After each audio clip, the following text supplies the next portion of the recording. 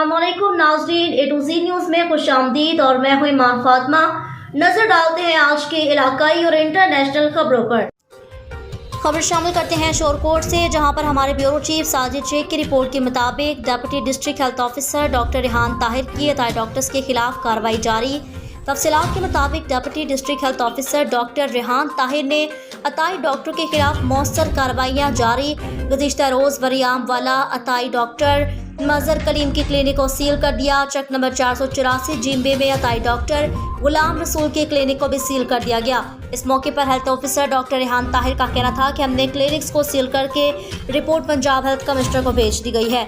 इनका मजीद कहना था कि हम अताई डॉक्टरों को इंसानी ज़िंदगियों से खेलने नहीं देंगे। कार्रवाई जारी रहेगी। अवामी हलकों ने district health officer doctor Rehan Tahir की अताई डॉक्टरों के खिलाफ कार्रवाइयों पर सराहा।